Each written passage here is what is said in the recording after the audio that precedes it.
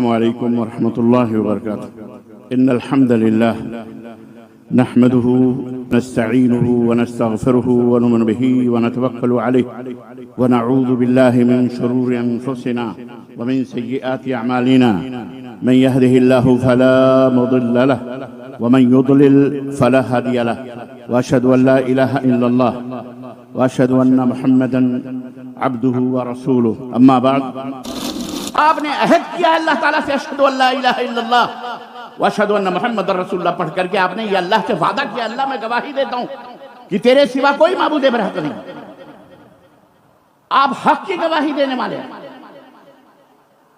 تیرے سوا کوئی سچا معبود نہیں، تیرے سوا کوئی عبادت و بندگی کے لائق نہیں ہے، تیرے سوا کوئی مشکل کشا نہیں، تیرے سوا کوئی حاجت روا نہیں، تیرے سوا کوئی بیٹا دینے والا، بیٹی دینے والا، دکھ و درد کو دور کرنے والا تیرے سوا کوئی نہیں ہے.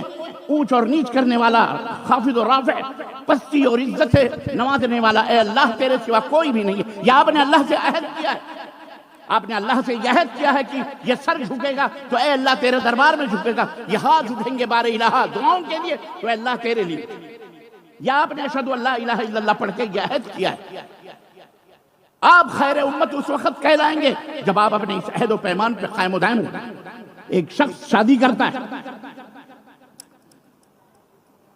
اور اتفاق سے آپ شادی حال میں بیٹھے بھی ہیں، بہت زیادہ خوش نہ ہوں. یہ ایسا لڈو ہے جو کھائے وہ بھی بچتا ہے، جو نہ کھائے وہ بھی بچتا ہے.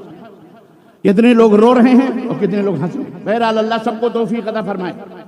اللہ ہمارے بال بچوں کی اور ہماری بہن اور بیٹیوں کی شادیاں جلد سے جلد کرائے، بھائیوں کی بچوں کی بھی کروائے.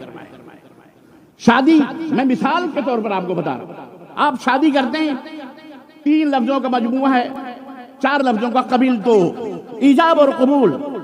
لڑکی کا کام ہے وہ جواب دے کہ ہاں میں نے قبول کیا، ٹھیک ہے مجھے منظور ہے یہ شادی اتنے مہر میں. شادی کی 4 شرطیں ہیں. ولی کی اجازت ہو، سرپرست کی، چاہے باپ ہو، چاہے دادا ہو، چاہے بھائی ہو، چاہے بیٹا ہو. عورت کا سرپرست ہے وہ. نمبر 2 مہر ہو. نمبر 3 2 عادل گواہ ہو. نمبر 4 لڑکی اور لڑکے کی طرف سے ایجاب اور قبول ہو. یہ 4 شرطیں جہاں پائی جائیں گی وہاں شادی منعقد ہو جائے گی. شادی کر کے آپ لاتے ہو قبیل تو کہہ کر میں نے قبول کیا، شادی ہو گئی الحمدللہ، بس شادی ہو گئی ختم. میاں چلے گئے سعودی عرب، گلف میں، ختم، گڈ بائی، ٹاٹا، جا رہا ہوں میں پیسہ کمانے. بھئی یہی شادی کا مطلب ہے؟ بولو، شادی کا مطلب یہ نہیں ہے. شادی کا مطلب آپ سب جانتے ہو کہ عورت کے سر کی چوٹی سے لے کر پیر کے ناخن تک جب آپ نے یہ 4 لفظوں کا مجموعہ قبل تو میں نے قبول کیا کہا، اسی وقت سے آپ کے اوپر ذمہ داری بن گئی کہ اب لڑکی کے جوتے سے لے کر چپل سے لے کے ساکس سے لے کر کے ریبن تک اور سر کے پھول اور بدن کے جتنے بھی حصے ان کے زیور زیورات کپڑے لگتے، اس کی ذمہ داری آپ کی ہے. اگر آپ دیتے ہو کھانا پینا سکنا رہنا کہنا اور آپ اس کے ساتھ رہتے ہو تب تو آپ شوہر کہلانے کا حق رکھتے ہیں اور آپ کو معاشرے کے اندر عزت ملے گی. ماں باپ عزت کریں گے، بیوی بھی عزت کرے گی، سسرال میں بھی آپ کو قدر کی نگاہوں سے دیکھا جائے گا، دوست احباب میں بھی آپ موچ پہ تاؤ دے کر کے بیٹھیں گے اور آپ کہیں گے فخر کے ساتھ کہ الحمدللہ میں خوشحال ہوں، میری بیوی خوش ہے. شرافت کے ساتھ آپ کی زندگی گزرے گی، غیروں کی بہو بیٹیوں کی طرف آپ کی نگاہیں نہیں جائیں گی. آپ کی عزت و حرمت پاس لحاظ کیا جائے گا، ہر جگہ آپ کو عزت دی جائے گی. اگر آپ اس طرح سے اپنے شادی کے جتنے حقوق ہیں اور جو اس کے تقاضے ہیں جب پورے کرو گے تب آپ کو یہ تمام سے ملے گی. عزیزان گرامی، بے عین ہی اسی طرح عورت بھی ماشاءاللہ باعزت کہلائے گی. شادی شدہ ہے، ہر آدمی عزت کرے گا، ہر آدمی اس لڑکی کی قدر کرے گا، ہر آدمی اس کو عزت کی نگاہوں سے دیکھے گا. اپنے میکے آئے گی فلانے کی بیوی ہے. بلکہ آپ بھی جب اپنے سسرال جاؤ گے تو اس لڑکی کو وہ مقام اور رتبہ حاصل ہے کہ آپ وہاں اپنے باپ داداؤں کے نام سے نہیں پہچانے جاؤ گے بلکہ وہاں بھی لڑکی کی طرف منسوب ہو کر کے آپ کو پہچانا جائے گا. کون آدمی آیا ہے گاؤں کے اندر؟ ارے فلانے کا شوہر ہے. بولو ہے کہ نہیں؟ فلانے کا داماد ہے. آپ کے باپ کا ذکر نہیں ہوگا، نہ آپ کے بھائی کا، نہ آپ کے علمیت کا نہ آپ کے، تقوی اور پرہیزگاری کا نہ آپ کے، کہ آپ بیرسٹر ہیں، کہ آپ جناب علی وزیر اعظم ہیں، کہ آپ سی ایم ہیں، کہ پی ایم ہیں، کہ منسٹر ہیں، کہ کون ہیں، اس کا ذکر نہیں ہوگا، بلکہ ذکر ہوگا لڑکی کا ذکر ہوگا۔ فاطمہ کا شوہر ہے، زینب کا شوہر ہے۔ زینب کون؟ ارے وہ عبداللہ کی بیٹی آئی ہے، میکے آئی ہے، آج وہ آئے ہیں، اس کا داماد بھی آیا ہوا ہے کہ نہیں؟ یہ مقام اور عزت شادی کے بعد ملتی ہے، کب؟ جب وہ عزت کے ساتھ اپنے شوہر کے ساتھ رہتی ہے، شرافت کے ساتھ، اپنے ماں باپ کے ناک کو بلند رکھتے ہوئے، شوہر کو راجہ بنا کر کے، شوہر کو اپنا بادشاہ بنا کر کے اس کی نوکرانی بنتی ہے، تب جا کے وہ رانی کہلاتی ہے، تب اس کی عزت ہوتی ہے۔ یہ تو میں آپ کو مثال دینے کے ساتھ ساتھ بہت ساری تربیتی پہلوؤں کی طرف بھی اشارہ کرتے جا رہا ہوں، کیونکہ میرے پاس وقت نہیں ہے۔ خیر امت کا لقب آپ کو جو دیا گیا ہے، اس لیے نہیں دیا گیا ہے کہ آپ شیخ ہیں، آپ پٹھان ہیں، آپ مغل ہیں، آپ ایرانی، آپ تورانی، آپ سعودی، آپ جاپانیز اور آپ چائنا اور نہیں، آپ کو خیر امت کا خطاب اس بنیاد پر دیا گیا ہے کہ وَتُؤْمِنُونَ بِاللَّهِ، کہ اللہ کے اوپر تم ایمان لاتے ہو، اور وہ ایمان اس طرح سے جس طرح محمد الرسول اللہ صلی اللہ علیہ وسلم نے ایمان لانے کا حکم دیا، اور جس طرح صحابہ ایمان لائے فَإِنْ آمَنُوا بِمِثْلِ مَا آمَنْتُمْ بِهِ فَقَدِ اهْتَدَوْا، اگر اس طرح ایمان لاؤ جس طرح سیدنا ابو بکر کا ایمان تھا، عثمان کا تھا، طلحہ کا تھا، فاروق کا تھا، علی کا تھا، زبیر، خدیجہ کبریٰ، فاطمہ الزہرا رضوان اللہ تعالی علیہم اجمعین کا جس طرح ایمان تھا، آج اللہ ہم سے اسی طرح کے ایمان کا قیامت تک مطالبہ کرتا ہے اور کرتا رہے گا، اور جس کا ایمان اس ایمان کی طرح ہے، جس کا عمل قدوہ محمد الرسول اللہ صلی اللہ علیہ وسلم کی طرح ہے، وہی خیر امت کا مستحق ہوگا، وہی خیر سے رہے گا، اسی کی عزت ہوگی۔ اس کے اوپر کوئی انگلی اٹھائے گا، اللہ تعالیٰ اس کی گردن اڑا دے گا۔ سمجھ رہے ہو؟ خیر امت، اللہ اکبر، تاریخ کے پردوں سے جھانک کر کے دیکھیے، قرآن کریم کا مطالعہ کیجئے کہ آپ سے پہلے بھی بہت ساری امتیں اس دنیا کے اندر آئیں اور گئیں۔ ایک امت کا خصوصی تذکرہ بنی اسرائیل کا اللہ نے قرآن میں کیا ہے۔ آپ کو تھوڑا سا میں اشارہ کروں گا کہ یہ بنی اسرائیل وہ قوم تھی جنہیں ہم یہودی کہتے ہیں۔ آج بنی اسرائیل کون تھے؟ آج بھی ان کے پروٹوکول کے اندر لکھا ہوا ہے کہ دنیا کی جتنی بھی قومیں ہیں، جتنے بھی مذاہب اور دھرم کے ماننے والے ہیں، سب یہودیوں کے غلام ہیں۔ ان کا مال، ان کی دولت، ان کی عزت، ان کی آبرو، ان کی بیٹی، ان کی بہن، ان کی ماں، ان کی زمین، ان کی سلطنت، ان کا ملک، ان کی جائیداد، سب کچھ یہودیوں کی چیز ہے۔ یہودی کو وہ تمام سب چیزیں چھین کر، جھپٹ کر، مار کر، قتل کر کے کسی بھی طرح سے انہیں وہ حاصل کر لے، اس کے لیے حلال ہے۔ آج یہ پروٹوکول ان کے اندر موجود ہے۔ آج جو یہودیت دندناتی، ناچتی، گندی فری، آپ یاد رکھو، اس سے امریکہ بھی نہیں محبت کرتا اور نہ ہی اسے برطانیہ محبت کرتا ہے۔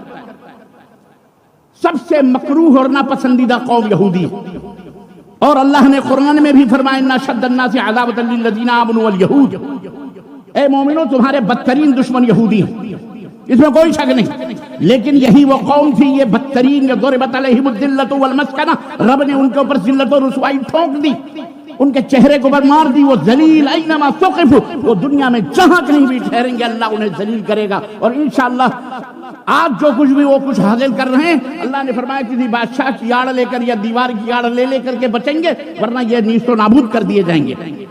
یہی وہ لوگ تھے جو بندر بنائے گئے، خنزیر بنائے گئے، بنی اسرائیل ہی میں سے۔ لیکن آپ کو پتا ہے اللہ کے نزدیک ان کا رتبہ کیا تھا؟ جیسے آج آپ کا رتبہ ہے نا کہ آپ خیر امت کہلائے جا رہے ہیں۔ ایک زمانے میں ایک امت گزری ہے بنی اسرائیل، انہیں بھی خیر امت کہا گیا، انہیں گولڈ میڈل دیا گیا خیر امت کا۔ کیسے؟ بلکہ تمام دنیا میں وَأَنِّي فَضَّلْتُكُمْ عَلَى الْعَالَمِينَ، کہ اے بنی اسرائیل کے لوگوں، میں نے عالمین پر، تمام عالموں پر تمہیں رتبہ اور فضیلت اور مقام عطا فرمایا۔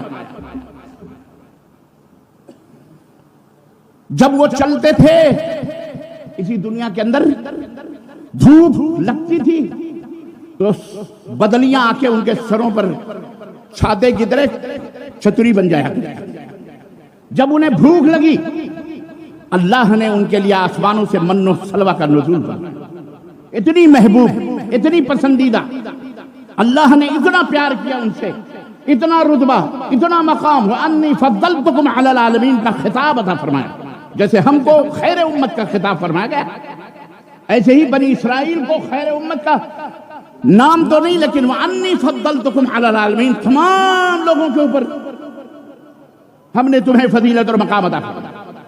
لیکن میرے عزیزوں، میرے دوستوں، میرے بھائیوں اور بہنوں، ذرا غور کرو، اسی قرآن کے اندر ان کے مقام اور رتبے اور ان کے لیے من و سلوہ اور ان کے اوپر اللہ رب العزت کی شفقت اور مہربانی اور عنایات کی برکھا جو برس رہی تھی، وہ جس طرف نکل جاتے بہاریں ان کے قدموں پہ لوٹتی تھی، ان کے سروں پر، اللہ اکبر، گرمی کا کبھی انہوں نے دیکھا نہیں، بدلیاں ان کے اوپر، بعد بدلیاں چھاتا بن کر کے ان کو بس چھتری بن کر کے سایہ فگن ہو جاتی تھی۔ لیکن ایک زمانہ آیا اسی قرآن کے اندر اللہ رب العزت نے ان کو ٹائٹل دیا، وَضَرِبَتْ عَلَيْهِمُ الذِّلَّةُ وَالْمَسْكَنَةُ۔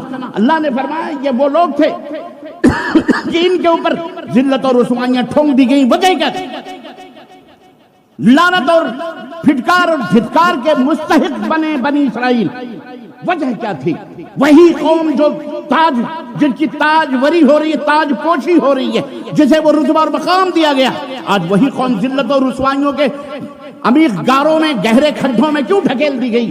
کیوں؟ اللہ رب العزت نے قرآن کریم کے اندر ارشاد فرمایا، لعن الذین کفروا من بنی اسرائیل علی لسان داؤد وعیسی ابن مریم۔ کیوں؟ اللہ رب العزت نے فرمایا کہ بنی اسرائیل پر اللہ کی میں جو کافر ہوئے، اللہ نے ان کے اوپر لعنت بھیجی ہے، دھتکار بھیجی، اپنی رحمتوں سے دور فرما دیا ہے بنی اسرائیل کو۔ علی لسان داؤد علیہ السلام کی زبان پر لعنت ہوئی، عیسیٰ بن مریم کی، عیسیٰ علیہ السلام کی زبان پر لعنت۔